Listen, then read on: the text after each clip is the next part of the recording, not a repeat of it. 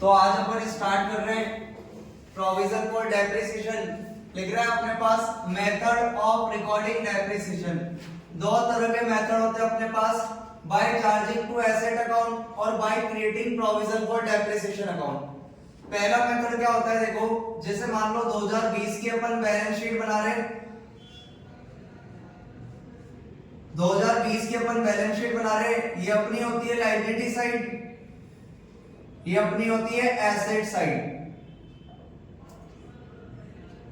इसके अंदर क्या होता है, अपन ने कोई मशीन खरीदी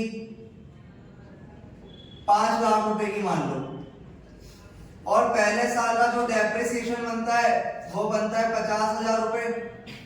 तो अपन ने लेस कर दिया इसमें से 50,000 रुपए, तो वैल्यू कितनी रह गई, 4,50,000। अब जब दूसरा साल आएगा तो अपन दूसरे साल वापस बैलेंस शीट बनाएंगे। तो 2021 में अपन वापस बना रहे हैं बैलेंस शीट। हमारी जो मशीन है वो रह गई थी 4,50,000 की। अगले साल मान लेते अपने पास वापस डेप्रिसिएशन लगा 50,000 रुपए, तो इसकी वैल्यू रह गई 4 लाख। इसके बाद वापस अपन ने बैलेंस शीट बनाई 2022 में, और हमारी जो मशीन की वैल्यू थी वो थी 4 लाख।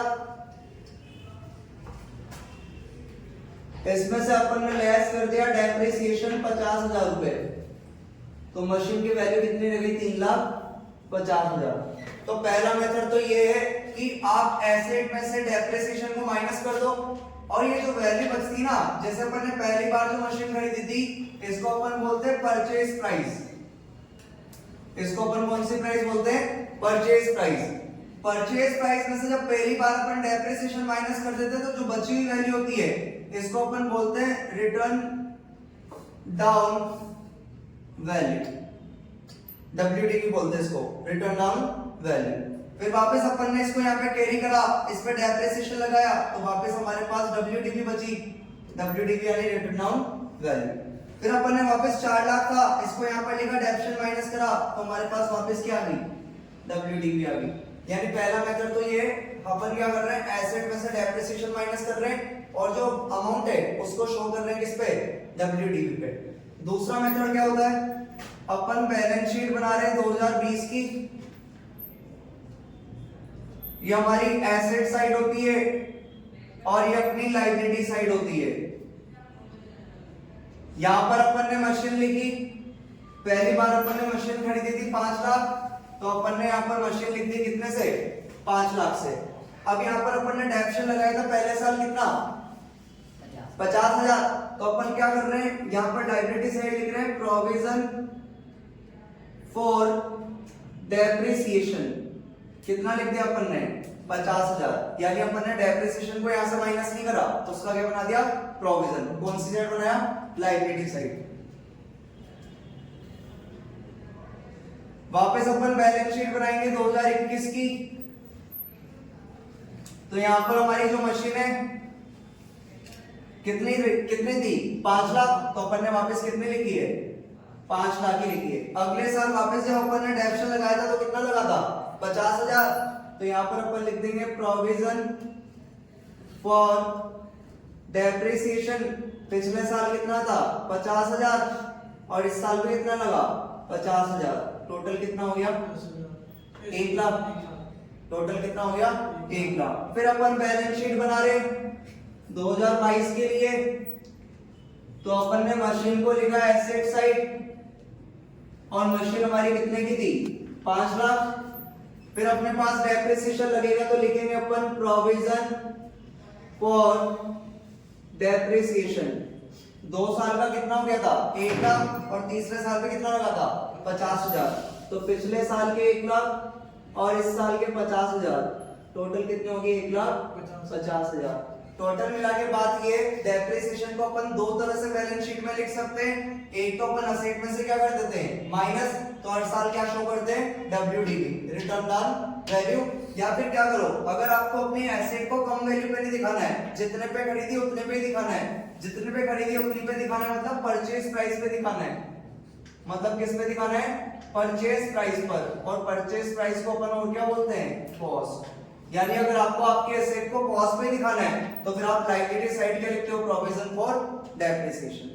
क्या लिखेंगे, प्रोविजन फॉर डेप्रिसिएशन। लेकिन एक बार जो मेथड अपन एडॉप्ट कर लेंगे, अगर एक बार पहले साल अपन ने ये वाला काम करा तो फिर हर साल अपने को यही काम करना है। अगर अपन ने पहले साल ये वाला काम कर दिया तो फिर हर साल अपने को यही काम करना है। ऐसा नहीं है पहले साल ये कर लिया, दूसरा ये कर लिया, तीसरे साल ये कर लिया, चौथे साल ऐसे कर लिया।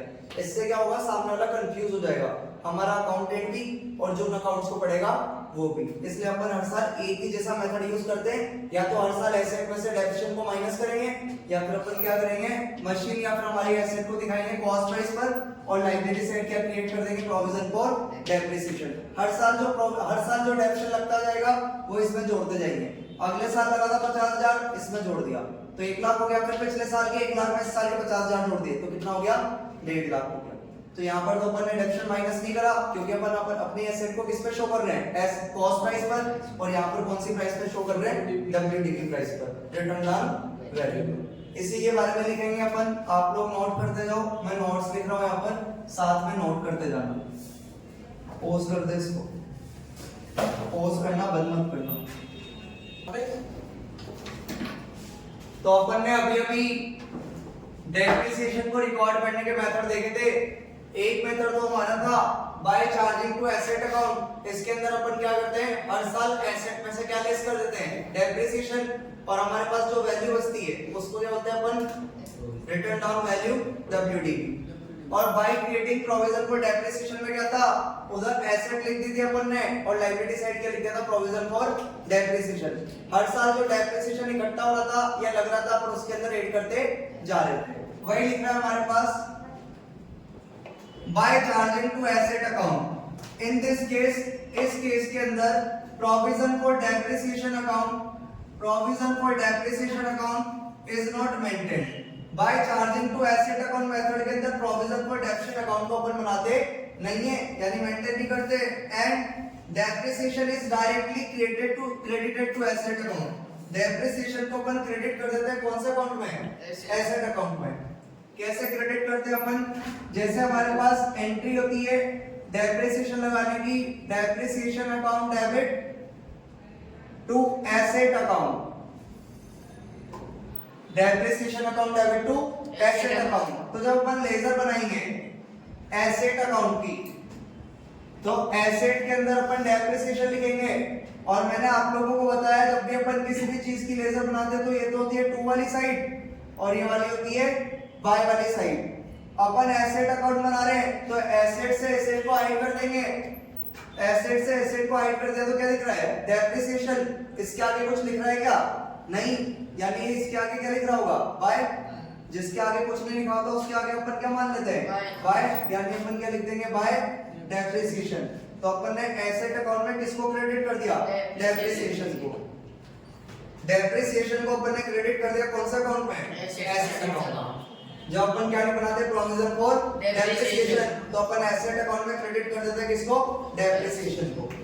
आगे लिख रहे हैं हमारे पास, hence the asset account appears in the ledger at a written down value WDV। मैंने आप लोगों को बताया था जब बैलेंस शीट में अपन एसेट में से डेप्रिसिएशन माइनस कर रहे थे तो जो वैल्यू बच रही थी उसको अपन क्या बोलते हैं, रिटर्न डाउन वैल्यू, WDV। यानी अपन एसेट अकाउंट को शो कर रहे हैं लेजर के अंदर कौन सी वैल्यू पर, WDV पर।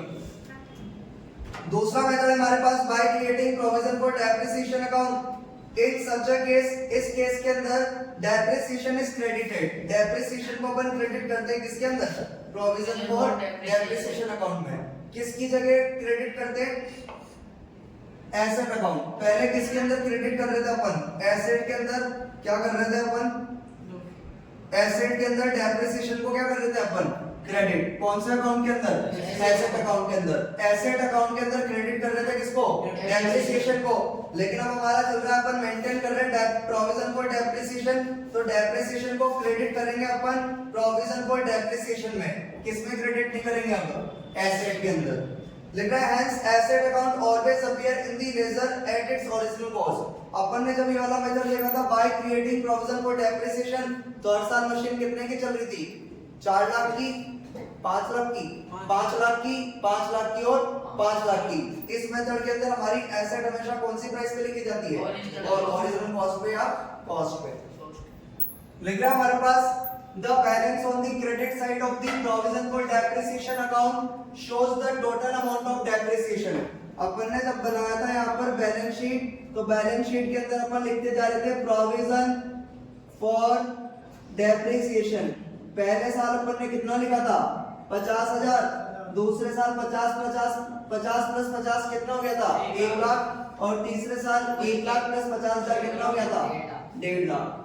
यानी इसके अंदर हर साल टेंशन क्या होता जाता है? ऐड होता जाता है। तो बोल रहा था balance on the credit side of provision for depreciation account shows the total amount of depreciation.